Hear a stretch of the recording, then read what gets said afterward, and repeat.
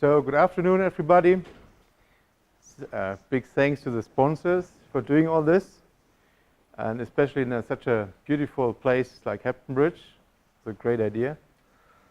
And I'm happy to introduce an open source PDVL framework. I'm Tobias from Munich. PDVL stands for, just tested it. Oh, let me We were working 5 minutes ago. Yeah. Yep. Okay. So PDVL, oh, the time is running. PDVL stands for Free and Open Source Aspect and Transaction-Oriented Programming Design and Verification Language. I have a monster agenda. I introduced PDVL and the framework. So some historical releases in this context. There was this aspect-oriented language E, which had a major impact on the way we think test benches these days. And we have System Verilog. It was promoted as an electronic system level language and has a transaction level concept, but I'm not sure if it's transaction-oriented. It was rather a disappointment for me because I think it was more sum of all language, things that existed at that time, but really nothing new, or not a lot of aspects new. And we have System C, that is more likely a transaction-oriented language. And in a historical context, I would like to introduce PDVL as an aspect-oriented and transaction-oriented language, and it also has some programming aspects. So we still have signals. I call them items. We encapsulate assignments known from Verilog and VHDL and C to a data path. And you can also write D underscore instead of data. So we have two assignments here. And we also encapsulate conditions. So the problem is that we have two assignments to the same item. So for that, you need transactions. And transactions determine which of the data paths is valid. So this is an asynchronous transaction. Well, the condition is true. You have a certain data path valid. Other case, the other one. So when we have synchronous transactions, we need to define an event, and we need to use this event. So very simple. So the basic overview is that we have data paths. We override register values and items. These one trigger conditions, and transaction determine which of the data paths is valid. And transaction can also be triggered by events and so on. So this gives a basic overview. We just talked about asynchronous transactions, synchronous transactions, and finite state machines. Transactions can build finite state machines. They can be splitted. So when you have a handshake transaction, you can split them and place them at different locations. And they can then be merged with other transactions to form finite state machines, for instance. We can have, well, we have interleaving transactions. We have fork and join transactions, and a lot of other possibilities. But here we have inverse transactions. It's very powerful. It turned out that this is very powerful. Inverse transaction determine an inverse activity flow. When we have an electronic system, we have a certain activity flow, and inverse transactions determine or define how you need to stimulate a transaction to have a certain behavior at the output. So the user adds code how to stimulate this transaction, and you give a command to the simulator to generate the test bench and to simulate this behavior you want to have. So the aspect-oriented part of the language is that we have clusters and an elaboration step. So you group items, data, events, and transactions to clusters or subclusters. And in a second step, in an elaboration step, you place these clusters into individual locations. But you don't have to use clusters. You can also place transactions or part of transactions. So we have clusters. They can build a module hierarchy, but they can also build scenarios which are used for to verify specific behavior. So the P in PDVL, the programming aspect here, there are a lot of aspects. One of them is can easily convert an instruction into a this is a thumb2 instruction into a PDVL instruction and use it for verification, all kinds of verifications. You can have little drivers in assembler, and you can convert them into inverse transactions and execute the code, the driver, directly on the processor or the final state machine, and you don't have to propagate these patterns or the program through some system. So these are some aspects on the programming part. PDVL is also compatible to backward compatible to System Verilog, so it has assertions and coverage. So why does PDVL matter? I hope it will be a more application-centric design process. So instead of having a CPU with a wishbone and a memory with a wishbone interface, it helps to design more application-centric and to reuse that. So you define a CPU once and forever and a wishbone interface and a memory interface, and you clearly can reuse that based on the aspect-oriented approach. We have abstraction refinement. You can have transactions very abstract and successively refine them. We have this two-step approach I was talking about, more application-specific design process, and then you can build your module hierarchy or design scenario, and you connect them not only at the I/O level, but also on transaction level. The inverse transactions thing are very powerful. So instead, in the UVM and PS portable stimulus world, we have still the test bench and the DUT separated somehow, but the inverse transactions help you to extract the design knowledge and stimulate it, so it's closer to the DUT. And you can use programming sequences. So the impact on the EDA disciplines. So for system system level modeling, we have this abstract refinement process. In terms of dynamic verification, there will be an example on the next slide. In terms of static verification, we have transaction level equivalence checking, which is important for the abstraction refinement process. And you can use programming sequences becoming part of the form of the static verification process. So in terms of high-level synthesis, we have locally defined register balancing directives, so you can use directives or close to a transaction behavior, and this is all written in the same language. So you don't have a separate language when you use high-level synthesis directives. So this is the example for the system-level modeling, abstraction refinement, and dynamic verification.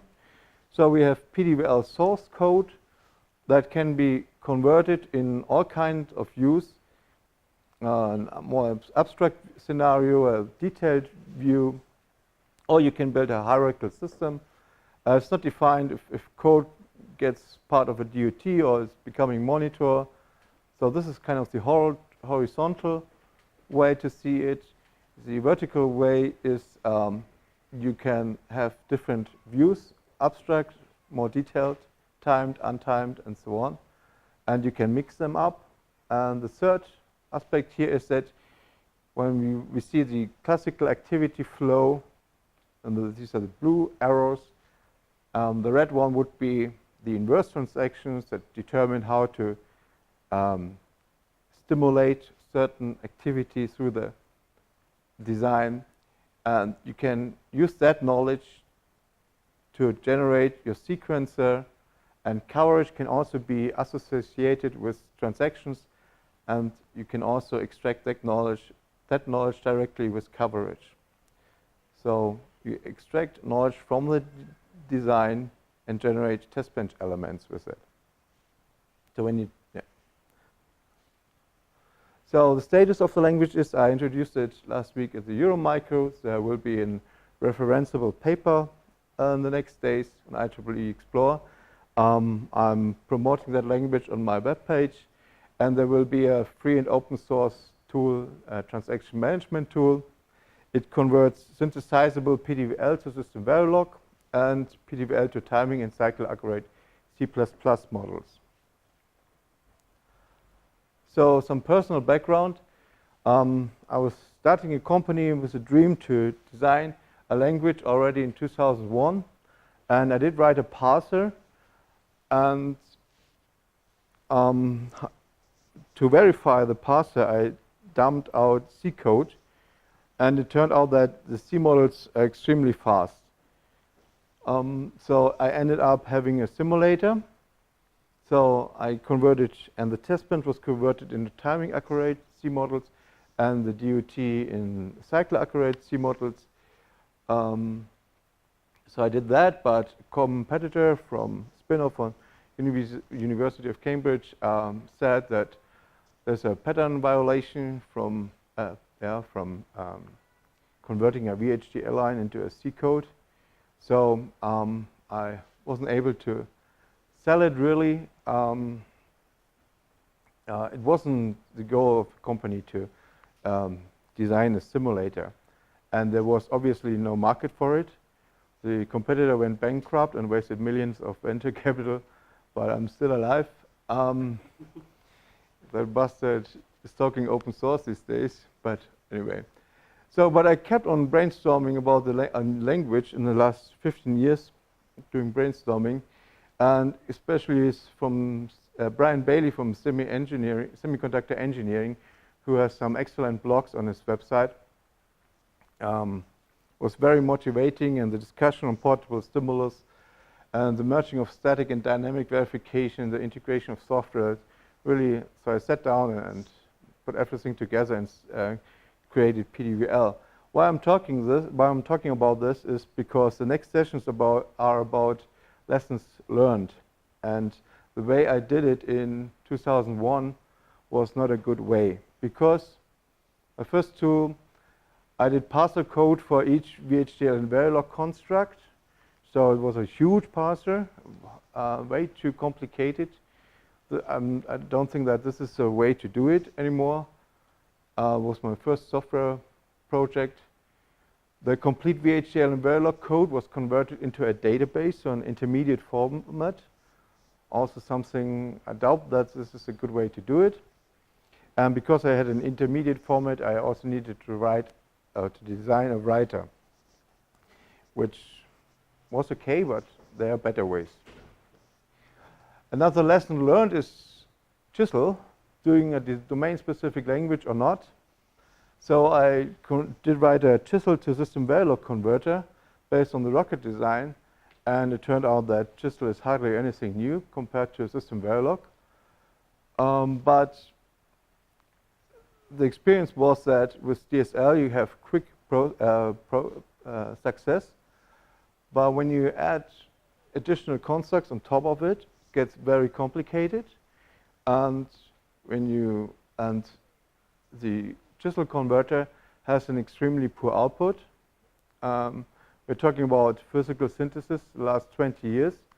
So what the Chisel converter does is dumps simple Verilog, and so it converts a pseudo state-of-the-art design description into a language of the last century, and totally skipping the idea of physical synthesis. So this is extremely bad. So DSL is also, a converter based on DSL is also not very good, I guess. The other thing is, I looked into Antle. It has a nice parser, but I don't think it has a writer. It is rather complicated to use for a simple-minded hardware engineer like I am. So I think it's a little bit too complicated to be used. And this is why I created this flow using the BNF format and just a simple parser that reads your PTVL or any other source like System Verilog into a design.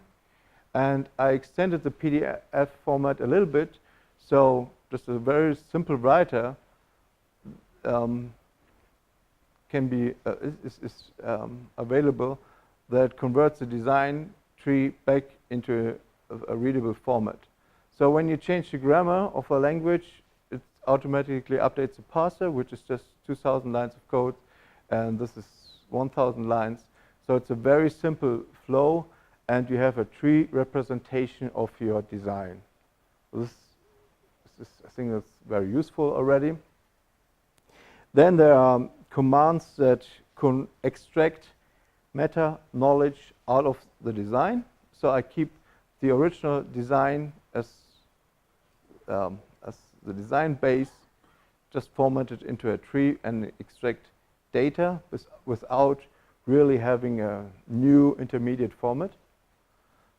And then there are the tool to convert PTVL into System Verilog, so available to convert it into timing and cycle accurate modules, also available. And the user code, and the user can add very simple code on top of it. So it's all written in Java, but not very complicated. So I think very easy to extend and to use this tool. It's not really object oriented. You can use it almost on tickle level. Yes. So please provide feedback about issues that can be solved better. Would be very happy if you think you've seen similar approaches, or you think there can be things that can be done better. And questions are very much welcome. Thank you so much.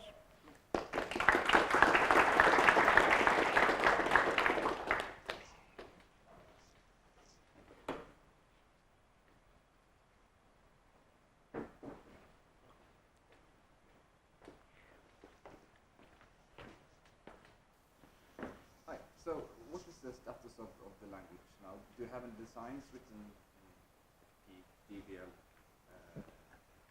Well, there's a RISC-V example that will be released with the language, with the tool, and I'm working on it in the next couple of weeks. Cool. And the language itself is defined in a 10-page paper on IEEE. You can have it, you can download it, or I can send it to you. So the language is specified in that paper. Thank you.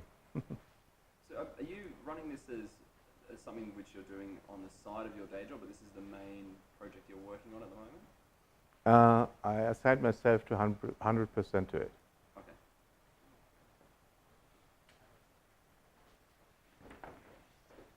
And I'm working on it I'm dreaming of it since 15 years, and that will be definitely, I will work on it the next 15 years. You mentioned static equivalence checking in your presentation, but when you got to the end, you didn't describe that. You described basically the simulation flow. So is the static equivalence checking tool developed, or that sounds like quite a difficult problem to equivalence check two arbitrary transactions? I designed a to-do list of what the language should be capable of doing, and I'm having this conversion tool, but there are a lot of tools that can be based on PTVL. One is equivalence checking, and I hope that somebody jumps in and works with me or stand alone and is doing it. So it's open source, everybody can use it. There's a starting paper, an introductory paper, and everybody can use it. And so you're welcome to work on equivalence, transaction level equivalence checking.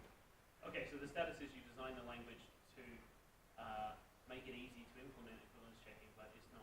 No, it's not yet. Engine. No. This is why I'm here to. Maybe some guys want to jump in and use it and play with it. You mentioned the fact that you can actually then do sizable designs. What's the largest design you put in so far?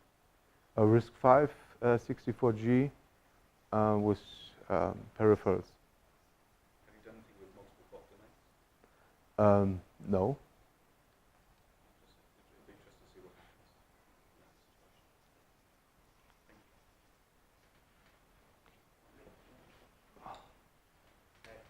situation. Maybe, sorry for interrupting you, would like to come back to the last question.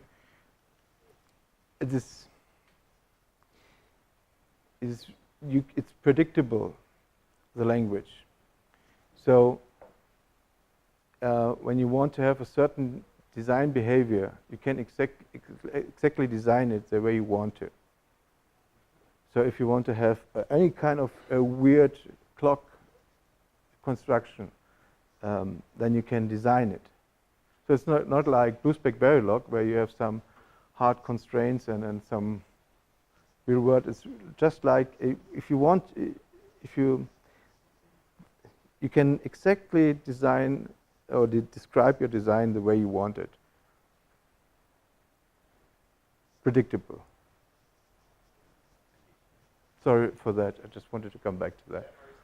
I was just wondering, so the main reason for not using Scala, is it just that the output format is ugly Verilog, or? In general, I think it's getting complicated because when you go upwards, because you're always limited to the language beneath, right? Okay, so this gives you like total freedom. So.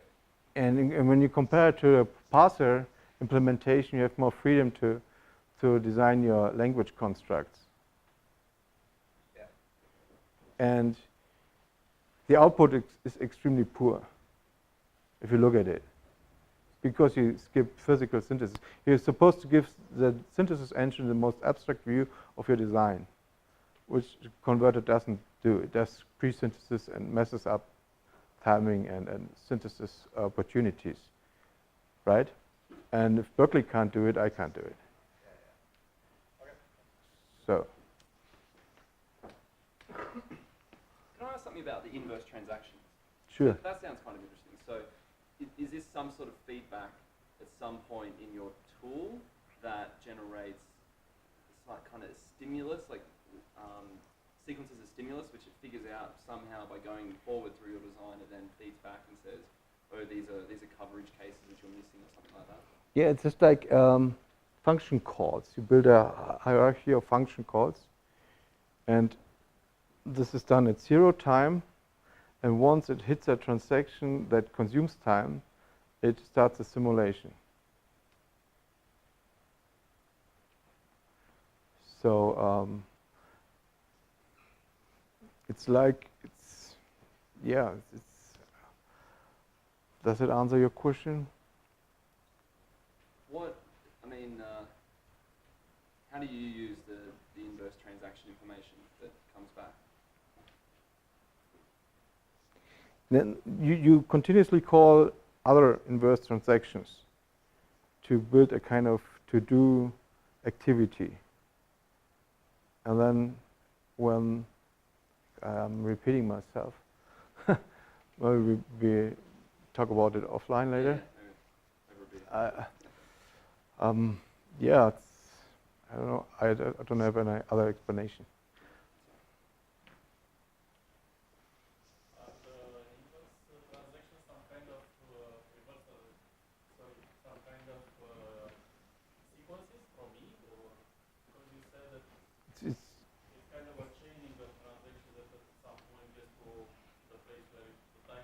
Yeah, you can combine it, for example, with fork and join transactions to start a certain activity. Okay. So I wouldn't say it's not synthesizable, but yeah, it's supposed to generate sequences comparable to E and other languages. So, for example, how do you, if there's a counter, how do you tell the test bench to stimulate the counter? There are ways to go through the logic and so on, but you you support the sequencer by giving it additional human intelligence, pointing it to how to stimulate it. So it's very, the design space can be very complex to create a certain activity. And these are sequences or support this knowledge to pinpoint the sequence generator how to overcome certain bottlenecks, like a counter, for example. So it builds a we have a graph of transactions, and we have an inverse graph of transactions.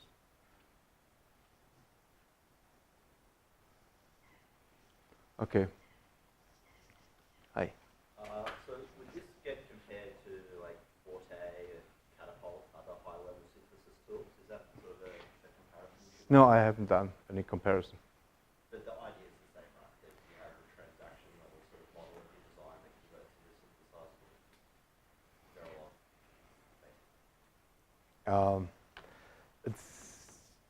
It's more a version. I don't know if I would say it this way. I'm leaving a lot of questions unanswered. It's not meant to be a synthesizable language in the first place. It's more to support verification. But obviously you need some path to implementation, right? Pardon? So you're describing a design, right? Sure. So you're saying the path to implementation is not something you're targeting, more like verification sort of tool? I would put it this way. It's just like a lot of other languages, System Verilog, but you add this transaction and aspect-oriented approach that I think was the missing gap to be more effective. That was I was trying to add to the community. It was not really to compare to a high-level synthesis language. So I wouldn't really compare it to that. And it's predictable, so it's still the way you want to design it, you have it. But because the abstract transactions allow you to design more abstract, you can add your own synthesis engine to be smart to get more out of it. But that was not the main goal. The main goal was to mix detailed and abstract views, and for that I use transactions, so you can, instead of connecting them on I/O level, you connect them on transaction level. This gives you the opportunity to design and mix more on a more abstract level, and when you add your own synthesis engine and knowledge, then it becomes a comparison to Forte and so on. Might need to leave it there, guys. Thank you Thanks, so much. Tobias. Cheers. Thank you.